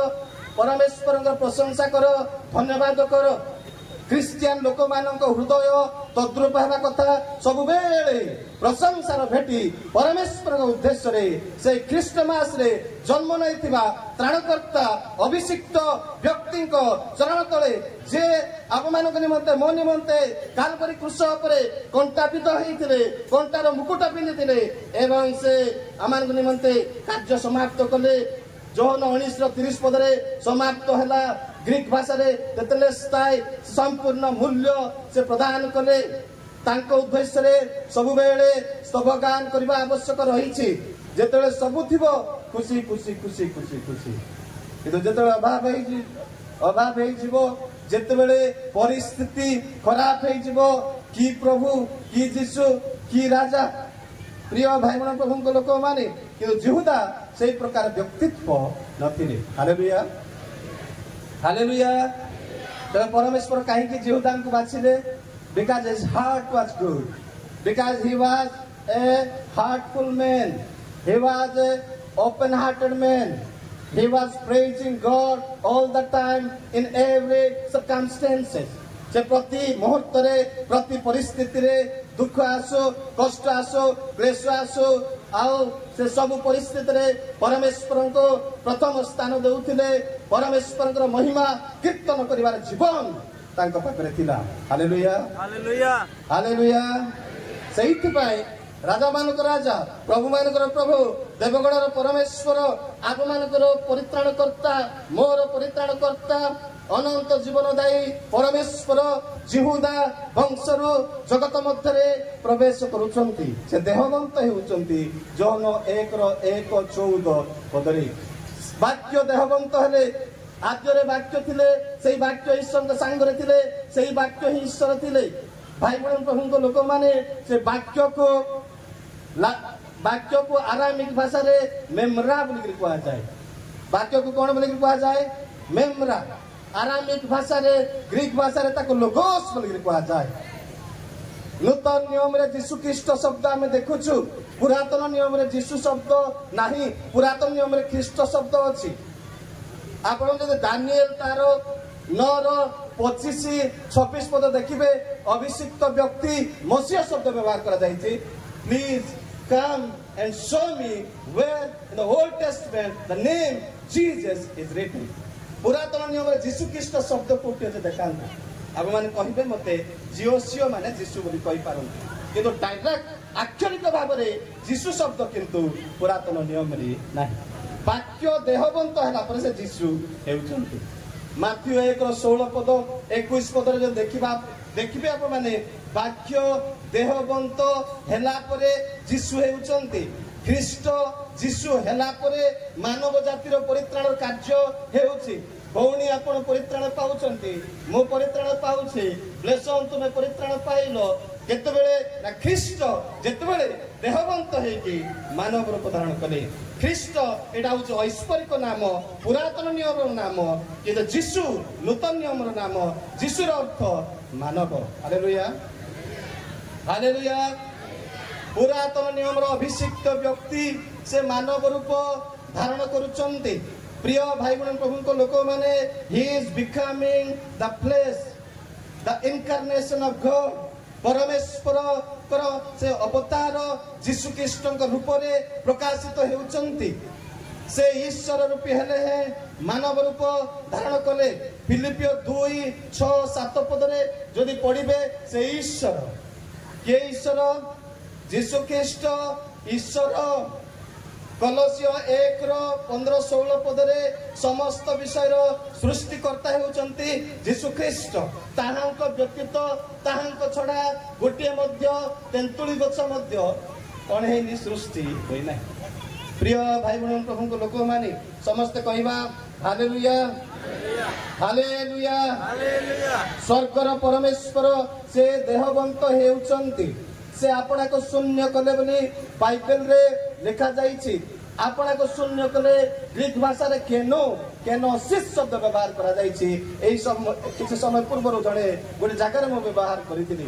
କେନୋର ଅର୍ଥ ସେ ଆପଣଙ୍କୁ ଶୂନ୍ୟ କଲେ। କଣ ଶୂନ୍ୟ କଲେ? ବାଇବେଲରେ ଶୂନ୍ୟ କଲେ ଶବ୍ଦ କୁହାଯାଇଛି। କଣ ସେ ଶୂନ୍ୟ କଲେ? ସେ ଆପଣଙ୍କର ଅଧିକାରକୁ ବ୍ୟବହାର କରୁନାହାନ୍ତି। କିଏ?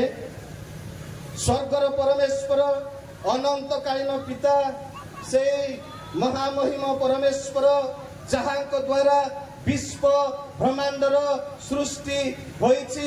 ସେ ସମସ୍ତ ବିଷୟ ସୃଷ୍ଟି କରିବା ବ୍ୟକ୍ତି ସେ ଛୋଟ ଲୋକ ହେଉଛନ୍ତି, ସେ ସାନ ହେବେ। ପ୍ରଧାନମନ୍ତ୍ରୀ କେବେ ସରପଞ୍ଚ ହେଇପାରିବେ କି? ଭାଇ ଭଉଣୀ ପ୍ରଭୁଙ୍କ ଲୋକମାନେ, ମା ମାନେ, ଆୟା ମାନେ, ଆଜା ମାନେ କୁହନ୍ତୁ, ପ୍ରଧାନମନ୍ତ୍ରୀ କେବେ ସେ ସରପଞ୍ଚ ହେଇପାରିବେ କି? ସରପଞ୍ଚ କଥା ଛାଡ଼ି ଦିଅନ୍ତୁ, ସେ ମୁଖ୍ୟମନ୍ତ୍ରୀ ମଧ୍ୟ ହେବେ ନାହିଁ। ତେବେ ପରମେଶ୍ୱର ପ୍ରଧାନମନ୍ତ୍ରୀ, ରାଜା ମାନଙ୍କର ସୃଷ୍ଟିକର୍ତ୍ତା।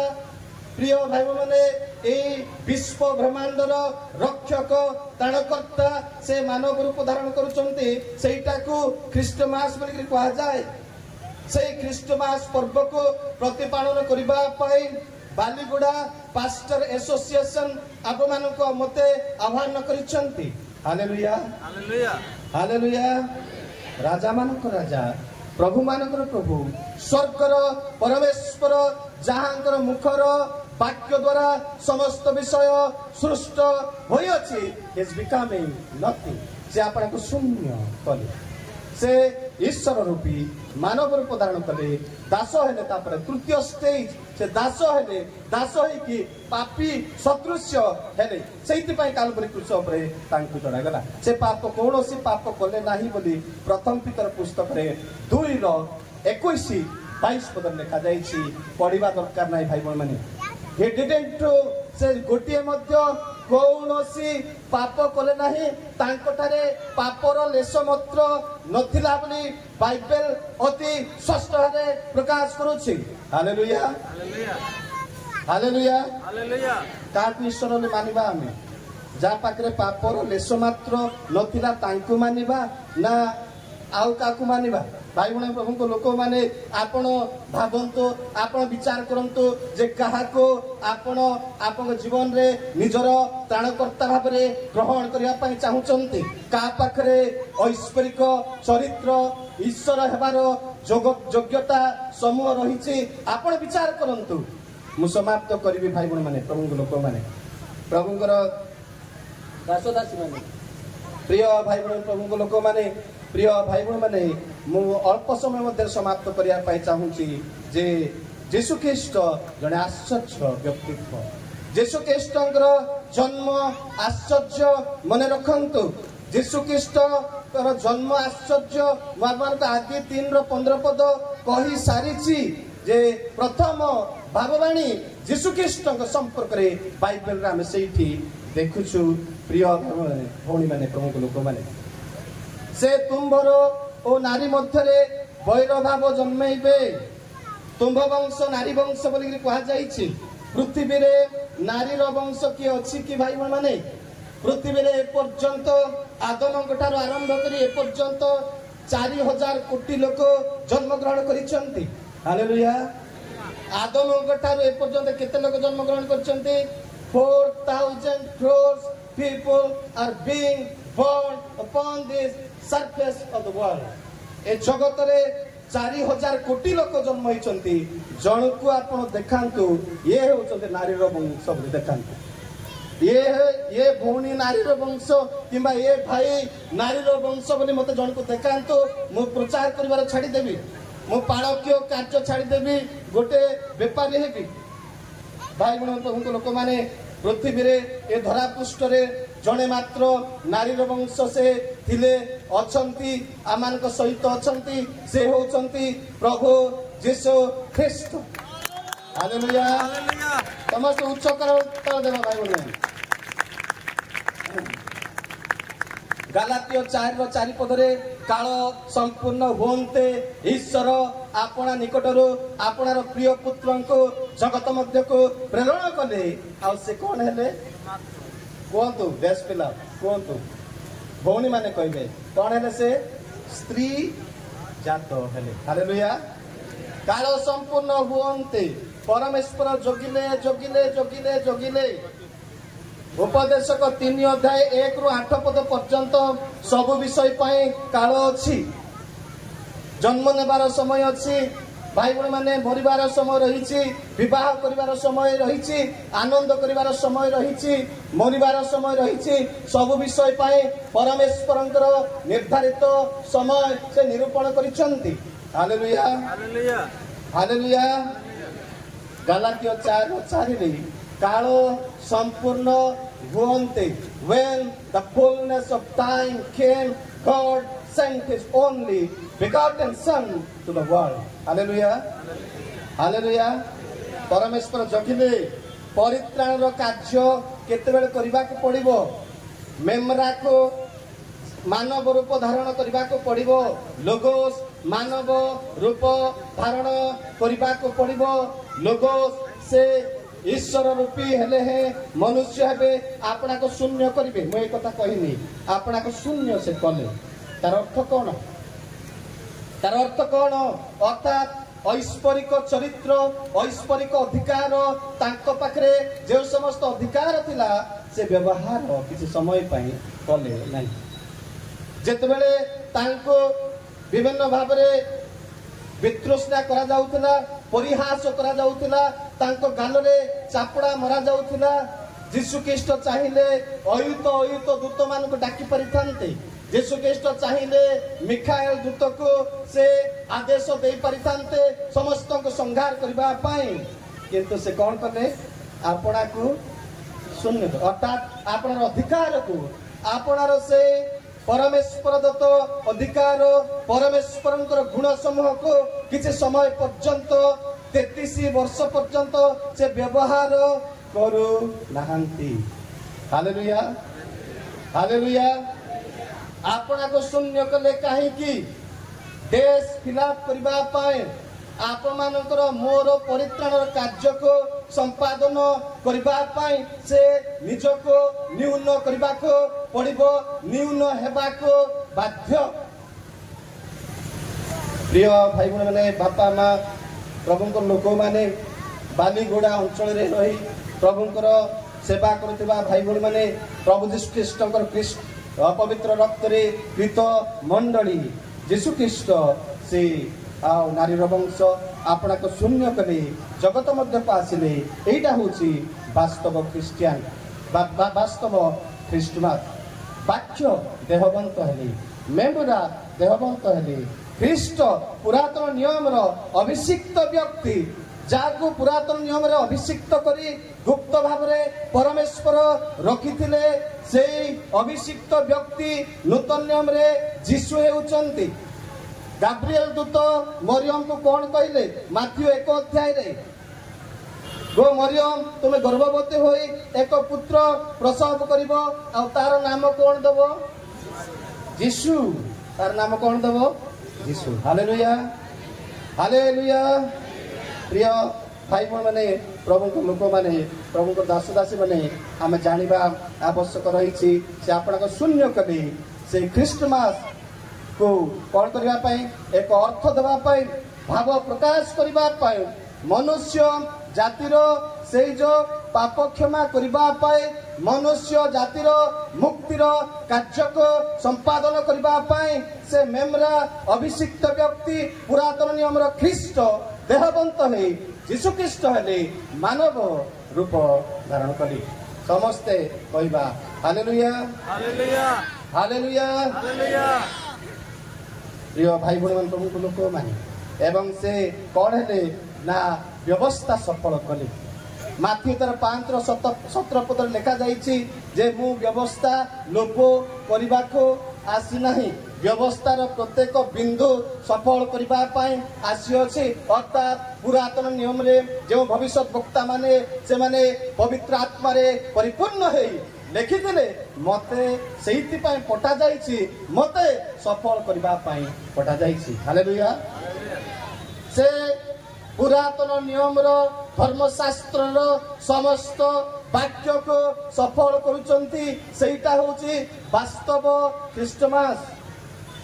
ପ୍ରିୟ ଭାଇ ଭଉଣୀ ମାନେ, ପ୍ରଭୁଙ୍କ ଲୋକମାନେ, ଏଇଟା ଆମେ ଜାଣିବା ଦରକାର। ଆମେ ପରମେଶ୍ୱରଙ୍କୁ ଧନ୍ୟବାଦ ଦେବା କଥା। 2 କରିନ୍ଥୀୟ ଯଦି ଆପଣ 9:15 ପଦ ଦେଖିବେ, ପ୍ରେରିତ ପାଉଲ କହୁଛନ୍ତି ଯେ ପରମେଶ୍ୱରଙ୍କର ନାମର ଧନ୍ୟ ହେଉ, ତାଙ୍କର ସେଇ ଅନୁଗ୍ରହ ଦାନ ସକାଶୁ କଣ ହେଉ? ତାଙ୍କର ଧନ୍ୟ ହେଉ। Thanks be unto God for his unspeakable gift. ସେ ଅକଥନୀୟ ଦାନ ସକାଶୁ ତାଙ୍କର ଧନ୍ୟବାଦ ହେଉ। କାହିଁକି? କାହିଁକି ଅକଥନୀୟ ଦାନ? ଯୀଶୁ ଖ୍ରୀଷ୍ଟଙ୍କୁ ସେ ଆକ୍ଷେପ କରି, ଯୀଶୁ ଖ୍ରୀଷ୍ଟଙ୍କୁ ଦୃଷ୍ଟି ଆଗରେ ରଖି ପାଉଲ କହୁଛନ୍ତି ପରମେଶ୍ୱରଙ୍କର ଅକଥନୀୟ ଦାନ ସକାଶୁ ତାଙ୍କର କଣ ହେଉ? ଧନ୍ୟବାଦ ହେଉ। ଖ୍ରୀଷ୍ଟମାସ ପର୍ବ ସେଇଟା। ଖ୍ରୀଷ୍ଟମାସ ପର୍ବରେ এইটা আমি স্মরণ করা দরকার। পাউল যাহা কহিলে পরমেশ্বরଙ୍କର অকথনীয় দান সকাଶ ତାହାଙ୍କର ଧନ୍ୟ ହେଉ। ଆମେ ସମସ୍ତେ କହିବା ଭାଇ ଭଉଣୀ ମାନେ, ମୁଁ କହିବି, ମୁଁ କହିଲା ଉତ୍ତାରେ ଆପଣମାନେ ଦୟାକରି ପୁନରାବୃତ୍ତି କରନ୍ତୁ। ପରମେଶ୍ୱରଙ୍କର ଅକଥନୀୟ ଦାନ ନିମନ୍ତେ ତାହାଙ୍କର ଧନ୍ୟ ହେଉ। Hallelujah hallelujah hallelujah. ପ୍ରିୟ ଭାଇ ଭଉଣୀ ପ୍ରଭୁଙ୍କ ଲୋକମାନେ, ପରମେଶ୍ୱର ଏ ପ୍ରକାର ଗୋଟେ ଦାନ ଦେଲେ ଯେ ଆପଣ ଆପଣଙ୍କ ଜୀବନ ଦ୍ୱାରା ତାକୁ ବ୍ୟାଖ୍ୟା କରିପାରିବେ ନାହିଁ। ଆପଣ ଆପଣଙ୍କର ମୁଖମଣ୍ଡଳ ଦ୍ୱାରା ସେଇ ନାମକୁ ବ୍ୟାଖ୍ୟା କରିପାରିବେ ନାହିଁ। କିଏ ଯଦି ଆପଣଙ୍କୁ ଜନ୍ମଦିନରେ ଆପଣଙ୍କୁ ଭେଟି ଆଣିକି ଦେବେ, ଉପହାର ଦେବେ, ତେବେ ପ୍ୟାକେଟ ବନ୍ଧା ଯାଇଥିବ, ପ୍ୟାକେଟ ଖୋଲିଲା ପରେ କଣ ଥିବ ଆପଣ ବ୍ୟାଖ୍ୟା କରିପାରିବେ। କିନ୍ତୁ ପରମେଶ୍ୱରଙ୍କର ଅକଥନୀୟ ଦାନକୁ ଆପଣଙ୍କର ଜିଭା ଏକ୍ସପ୍ଲେନ, ସେ ବର୍ଣ୍ଣନା କେବେ ମଧ୍ୟ କରିପାରିବ ନାହିଁ। बाइबल केजेबी बाइबल रे अनस्पीकेबल बोली कुआ जाइछि किंतु एनआईवी बाइबल एनकेजेबी बाइबल रे इनडिस्क्राइबेबल बोली कुआ जाइछि वर्णना करा जाय परिबो ना यीशु ख्रीष्टकर नाम अवर्णनीय काहे की कारण से ख्रीष्टमास दिन से देहबंत हेउचंती मु ख्रीष्टमास 25 रे काहे की से सब कहबा पई चाहू नाही समय ही जाउछि प्रिय भाई बहन प्रभु को लोक माने प्रभु को दास दासी माने आमे समस्त जानिबा आवश्यक रहिछि से काहे की जन्म ग्रहण कले तांकर जीवन अति गुरुत्वपूर्ण अति आश्चर्य अलौकिक जीवन से यापन करिसंती प्रथम पितर 2 रो 22 पद के जन पढंतु पढले मु पानी टिके पीबी पढंतु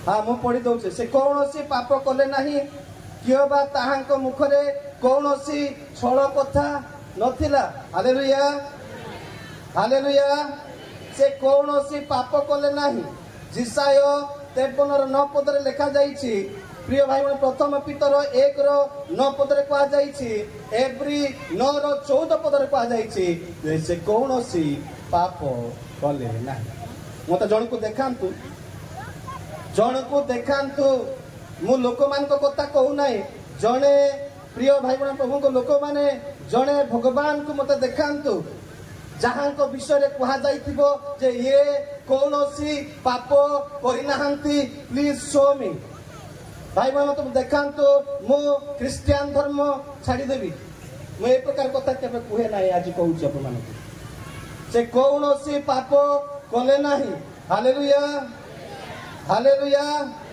पाप कराइबा पाई शैतान बहुत चेष्टा कला माथ्यू 4 लूक 4 माथ्यू 4 रो 6 पद लूक 4 अध्याय रे हम मान देखिबे यीशु ख्रीष्ट को बारंबार बारंबार बारंबार चक्षुर अभिलाष लौकिक गर्व एवं प्रिय भाई माने शारीरिक अभिलाष द्वारा यीशु ख्रीष्ट को गोटे छोट भूल कराइबा पाई से चेष्टा करथला काई तुम ईश्वर को पुत्र माने ए पत्थर को रुटी कर देखिबा तुम जदि प्रकृत रे ईश्वर को पुत्र ए पत्थर गुड़ा को रुटी करो एवं खाओ पाउ रुटी करिक खाओ तांदूरी नान करिक खाओ देखिबा तुम जदि प्रकृत रे ईश्वर को पुत्र यीशु ख्रीष्ट जदि रागी जाई थांते कोन हे थांता यीशु ख्रीष्ट जदि रागी जाई थांते से पत्थर धरि के ताको मारि थांते शैतान को कोन हे थांता यीशु ख्रीष्ट परित्राण कार्य करि परिबे नाही यीशु ख्रीष्टଙ୍କର परित्राण कार्य को पण्ड करबा पाए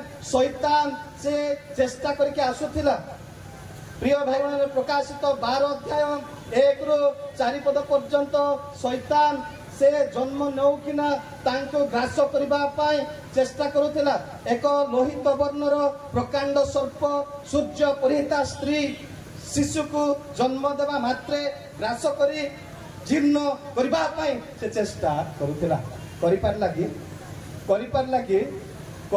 कि काहे करि पारला नाही ना परमेश्वर तांको अभिषिक्त करी रखिथिले मेमरा ईश्वरଙ୍କ सहित थिला वाक्य ईश्वरଙ୍କ सांगर थिले सेही वाक्य ईश्वर थिले परमेश्वर तांको सुरक्षा प्रदान करिथिले तेणु सेही जो प्रकांड सर्प तांको छुई पारला नाही से कोनोसी पाप कले नाही प्रिय भाई बहन प्रभु को लोक परमेश्वर तांको सुरक्षा प्रदान कले मातार उदर रु लोक 1 अध्याय जदि आप माने 31 32 पद देखिबे 34 35 पद देखिबे तबे परमेश्वर मरियम रो डीएनए मरियम रो रक्त कणिका को सुरक्षा प्रदान करूचंती सेठी आबोरीबे शब्द व्यवहार करा जाईची ग्रीक भाषा रे एपिस्कियाजो ग्रीक बाइबल रे ताको एपिस्कियाजो रो अर्थ परमेश्वर मरियम रो गर्भ को 13-14 वर्षर झियर गर्भर परित्राण कर्ता को जगत मध्य आविर्भाव करने चाहूँगी आउ से पाप रहित होगा पड़ो शैतान प्रयास जारी कर रक्त रे पाप जोग करने तिले যদি ସେ ଗୋଟିଏ ମଧ୍ୟ ଭୁଲ କରିଦେବେ ତେବେ ମାନବ ଜାତିର ପରିତ୍ରାଣର କାର୍ଯ୍ୟ ହେଇପାରିବ ନାହିଁ। Hallelujah hallelujah. ପ୍ରିୟ ଭାଇ ଭଉଣୀ ପ୍ରଭୁଙ୍କ ଲୋକମାନେ ଏପିସ୍କିଆ ଯୋ କଲେ ଆବୋରିବେ ମରିୟମକୁ ଗାବ୍ରିଏଲ ଦୂତ କହୁଛନ୍ତି ଯେ ଗୋ ମରିୟମ ତୁମେ ଗର୍ଭବତୀ ହୋଇ ଏକ ପୁତ୍ର ପ୍ରସବ କରିବ। ତେବେ ମରିୟମ ଆଚମ୍ବିତ ହେଲେ ଚମତ୍କୃତ ହେଲେ ବାଇବେଲରେ କୁହାଯାଇଛି ସେ ଛାନିଆ ହେଇଯାଉଛନ୍ତି। ପ୍ରିୟ ଭାଇ ଭଉଣୀ ମାନେ ପ୍ରଭୁଙ୍କ ଲୋକମାନେ ମୁଁ ଗୋଟେ ଝିଅକୁ ଡାକିବା ପାଇଁ ଚାହୁଁଛି। ଏ ଝିଅ ତମେ ଆସ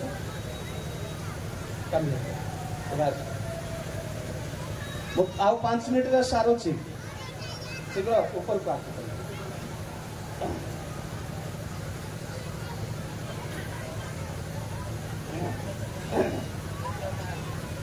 এই বয়সর গোটে ঝিওকু পরমেশ্বর মনোনীত করুଛନ୍ତି ଆପଣମାନଙ୍କର ମୋର ତ୍ରାଣକର୍ତ୍ତାଙ୍କ ଜଗତ ମଧ୍ୟରେ ଉପସ୍ଥାପନ କରିବା ପାଇଁ ପରିତ୍ରାଣର କାର୍ଯ୍ୟକୁ ଉପସ୍ଥାପନ କରିବା ପାଇଁ এই ପ୍ରକାର ଝିଅ ବୋଲି ମୁଁ କାହିଁକି କହୁଛି। ଜିସାୟ 7:14 ପଦରେ ଭାଇ ମାନେ ଯେଉଁ କୁମାରୀ ଶବ୍ଦ ବ୍ୟବହାର କରାଯାଇଛି ଦେଖ ଜଣେ କନ୍ୟା ବୋଲିକି କୁହାଯାଇଛି। ସେଠାରେ ଗ୍ରୀକ ବାଇବେଲରେ ପାର୍ଥେନସ୍ ବୋଲିକି କୁହାଯାଇଛି। ଏଭ୍ରି ବାଇବେଲରେ ଆଲମା ବୋଲିକି କୁହାଯାଇଛି। ତାର ଅର୍ଥ ଅତି ଛୋଟ ଝିଅ ଯିଏ କେବେ ମଧ୍ୟ କୌଣସି ପୁରୁଷକୁ ଜାଣିନଥିବେ। ସେ କଥା ତ ମରିୟମ ଗାବ୍ରିଏଲ ଦୂତକୁ କହିଲେ ସେଇଠି ଲୁକ 1:34 ପଦରେ କହୁଛନ୍ତି ଯେ ଏଇଟା କେମିତି ସମ୍ଭବ ହବ, ମୁଁ ତ କୌଣସି ପୁରୁଷକୁ ଜାଣି ନାହିଁ। ତାର ଅର୍ଥ ପୁରୁଷର ସଂସ୍ପର୍ଶ ବିଷୟରେ ଆଦୌ ତାଙ୍କୁ ଜଣା ନଥିଲା।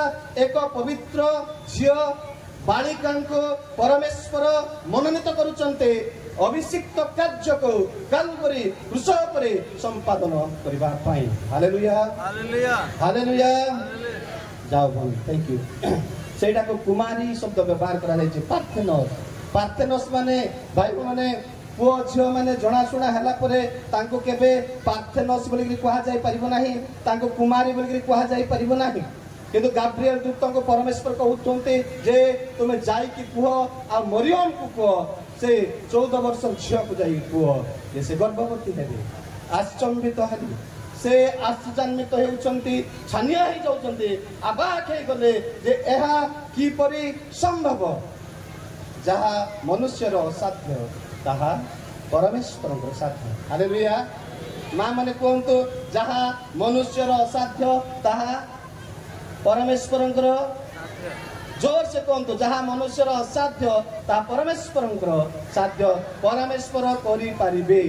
ପରମେଶ୍ୱର ଶୁଖିଲା ବାଡ଼ିରୁ ଫୁଲ ଫୁଟେଇ ପାରିବେ। ହାରଣଙ୍କର ଯଷ୍ଟିରୁ ଫୁଲ ଫୁଟି ପାରିବ। ମନେ ରଖନ୍ତୁ। ହାଲେଲୁୟା। ଆଉ ପରମେଶ୍ୱର ସେ କାର୍ଯ୍ୟ କଲେ। ଆଉ ଯୀଶୁ ଖ୍ରୀଷ୍ଟ ଜଗତ ମଧ୍ୟରେ ପ୍ରକାଶିତ ହେଲେ। ସେ କୌଣସି ପାପ କଲେ ନାହିଁ।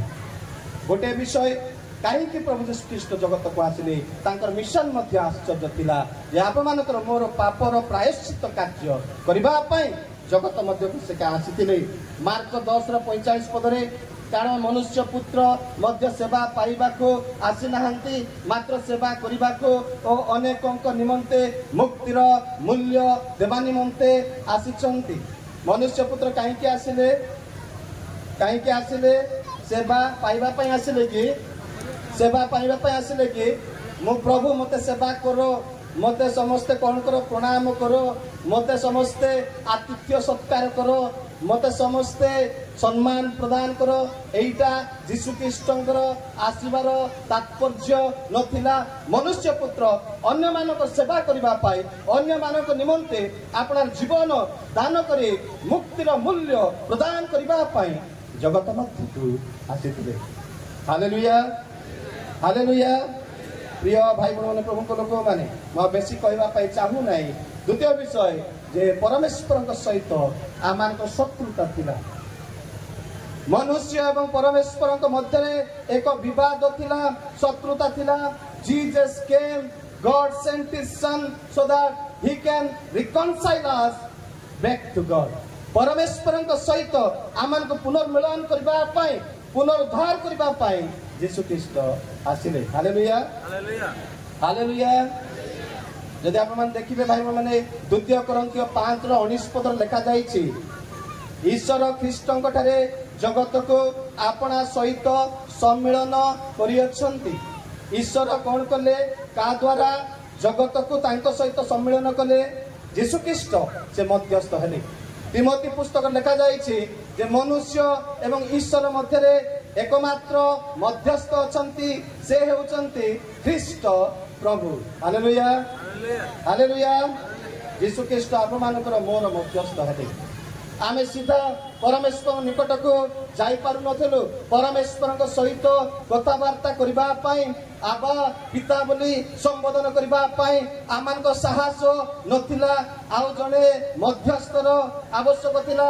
ସେଇ ଯାଜକ ଯୀଶୁଖ୍ରୀଷ୍ଟ ମହାଯାଜକ ଆମମାନଙ୍କର ମଧ୍ୟସ୍ଥ ହେଲେ। ଯାଜକର ଅର୍ଥ କ'ଣ? ଯାଜକ ମାନେ କ'ଣ?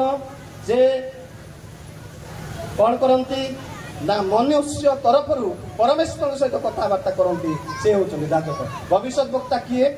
ଈଶ୍ୱରଙ୍କ ତରଫରୁ ଯେ ମନୁଷ୍ୟମାନଙ୍କ ସହିତ କଥାବାର୍ତ୍ତା କରନ୍ତି, ଅର୍ଥାତ୍ ସେ ଭବିଷ୍ୟତ ବକ୍ତା ସେ ପରମେଶ୍ୱରଙ୍କ ପ୍ରତିନିଧି, ଯାଜକ ମନୁଷ୍ୟର ପ୍ରତିନିଧି। Hallelujah, hallelujah.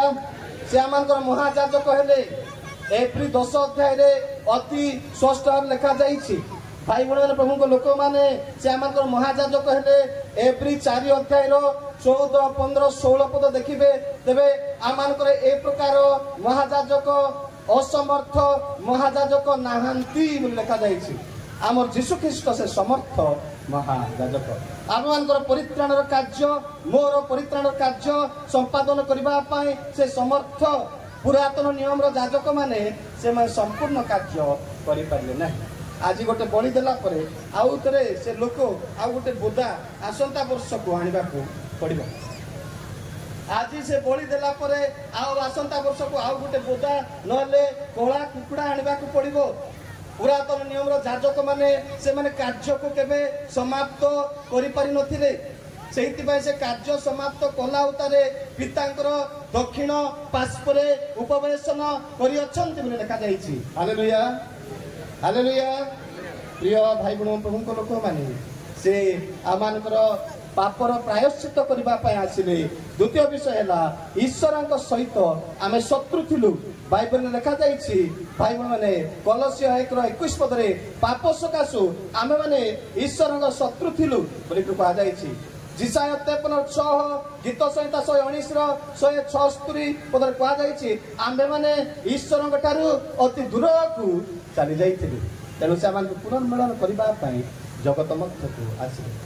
ଭାଇ ଭଉଣୀ ପ୍ରଭୁଙ୍କ ଲୋକ ଯୀଶୁଖ୍ରୀଷ୍ଟ ଠାରେ ପୁନର୍ମିଳନର ଅଧିକାର ରହିଛି। ଯୀଶୁଖ୍ରୀଷ୍ଟଙ୍କ ଠାରେ ଆମମାନଙ୍କର ପରିତ୍ରାଣର ଅଧିକାର ରହିଛି।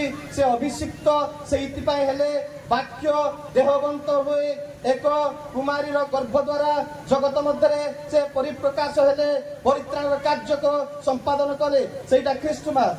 Hallelujah, hallelujah. ଯୀଶୁଖ୍ରୀଷ୍ଟଙ୍କୁ ଗ୍ରହଣ କରନ୍ତୁ। ମରିୟମକୁ ଗାବ୍ରିଏଲ ଦୂତ କହିଲେ, ଆଗ ମରିୟମ ତୁମେ ତାଙ୍କୁ ଯୀଶୁ ବୋଲିକି ଡାକିବ। ଯୀଶୁର ଅର୍ଥ କ'ଣ? ପରିତ୍ରାଣ କର୍ତ୍ତା, ଉଦ୍ଧାର କର୍ତ୍ତା ବୋଲି ବାଇବେଲରେ ଲେଖାଯାଇଛି। ଆଜି ଯଦି ଆମେ ଯୀଶୁଖ୍ରୀଷ୍ଟଙ୍କୁ ପ୍ରଭୁ ବୋଲି ସ୍ୱୀକାର କରିବା, ହୃଦୟରେ ବିଶ୍ୱାସ କରି ମୁଖରେ ସ୍ୱୀକାର କରିବା, ରୋମିଓ 10:9, 12, 13 ପଦରେ କୁହାଯାଇଛି If I call the name of the Lord, then I will be saved. ମୁଁ ଯଦି ପ୍ରଭୁଙ୍କ ନାମ ଧରି ପ୍ରାର୍ଥନା କରିବି ମୁଁ ପରିତ୍ରାଣ ପାଇବି। ମରିୟମକୁ ପରମେଶ୍ୱର କହୁଛନ୍ତି, ଗାବ୍ରିଏଲ କହୁଛନ୍ତି ମରିୟମ ସେ ବାଳକ ଜନ୍ମଗ୍ରହଣ କଲା ପରେ କ'ଣ ବୋଲି ଡାକିବ ତାଙ୍କୁ? କ'ଣ ବୋଲି ଡାକିବ? ଯୀଶୁ। ଯୀଶୁର ଅର୍ଥ ପରିତ୍ରାଣ କର୍ତ୍ତା। ଏଇଠି ଆପଣ ବୁଝି ଯାଆନ୍ତୁ ଯେ କାହାର ପୂଜା କରିବେ, ମାର କରିବେ ନା ବାପାର କରିବେ। ମରିୟମ ତାଙ୍କୁ ତଦ୍ରୂପ ପରମେଶ୍ୱରର ବାକ୍ୟ ଅନୁସାରେ ମୋର ପରିତ୍ରାଣ କର୍ତ୍ତା ବୋଲି ଡାକୁଛନ୍ତି। ମୋର ପରିତ୍ରାଣ କର୍ତ୍ତା, ମୋର ଉଦ୍ଧାର କର୍ତ୍ତା ବୋଲି ସେ ଡାକୁଛନ୍ତି। ମୁଁ ଆଜି ଆପଣମାନଙ୍କୁ ଅନୁରୋଧ କରିବା ପାଇଁ ଚାହୁଁଛନ୍ତି, ମୁଁ ଚାହୁଁଛି ଯଦି ଆପଣମାନଙ୍କ ମଧ୍ୟରେ ପ୍ରଭୁ ଯୀଶୁଖ୍ରୀଷ୍ଟଙ୍କୁ ସ୍ପଷ୍ଟ ଭାବରେ ସ୍ୱୀକାର କରିନାହାନ୍ତି, ଯୀଶୁଖ୍ରୀଷ୍ଟ ମୋର ହୃଦୟକୁ ଆସ ବୋଲି ଡାକି ନାହାନ୍ତି, ପ୍ରକାଶିତ 3:20 ପଦ ଯଦି ହେଇନାହିଁ, जीशु ख्रीस्ट जदि केवल आपण हृदय रूपक द्वार रे खटखट होचंती आपण तुनी हेकि रहिचंती भीतर पटु ताला पकई देइचंती जीशु ख्रीस्ट जीशु आसो जीशु मु चाहूची तुम्हें मोर जीवन करता हुआ परित्राण करता हुआ मु तुमटार अनंत जीवन पाइबा पाई चाहूची जदि डाकिबे प्रकृत हृदय डाकिबे आज परित्राण पाइबा हालेलुया हालेलुया आसंता हम समस्त चक्षु बंद करबा भाई समस्त चक्षु बंद करंतु एडे समस्त परित्राण पाइछंती बोली केही मते कहि परिबे नाही समस्त प्रकृत रे यीशु ख्रीस्ट को स्वीकार करिसंती बोली कहि परिबे नाही समस्त चक्षु बंद करंतु मु प्रार्थना करिबी मो तारे मु जहा कहिबी आपण सेही प्रार्थना मो सहित करिवे दया करे चक्षु बंद करंतु समस्त चक्षु बंद करवा मु प्रार्थना करुछि गोटे गोटे शब्द कहिबी मो तारे जो माने प्रकृत हृदय रे यीशु ख्रीस्ट को ए पर्यंत डाकी नाहंती बापा पास्टर तेनु मु मास्टर बोली कहंतु नाही बापा पास्टर मु मास्टर सेटा माथ्यू 9 अध्याय रे सिमते हेतिला माथ्यू परित्राण पाई नथिले माथ्यू किए लेवी वंशर लोक तांको बापा जने याजक पास्टर थिले भगवान कहया पाई चाहूछि समस्त चक्षु बंद करंतु प्रार्थना करिबा प्रिय जीशु मु तुमको धन्यवाद देउछि आजिर दिन सकाशु तुमे परित्राणर कार्य करिबा पाई ए जगत मध्य को आसीथिलो देहवंत हेइथिलो मो निमंते पवित्र रक्त कालवरी क्रूस उपरे देवा निमंते आज मु ग्रहण करूछि आज मैं स्वीकार करूछि तुम प्रकृत रे सत्य जीवंत ईश्वरंकर पुत्र मु ग्रहण करूछि मोर पाप सब धोई दियो मते ग्रहण कर तुमर संतान हेबार अधिकार मते दियो प्रभु यीशु ख्रीस्ट का नाम रे मागुछि समस्त कहबा आमेन आमेन आमे समस्त उच्च कर ताल देबा भाई बहन समस्त को नमस्कार धन्यवाद असंख्य शुक्रवार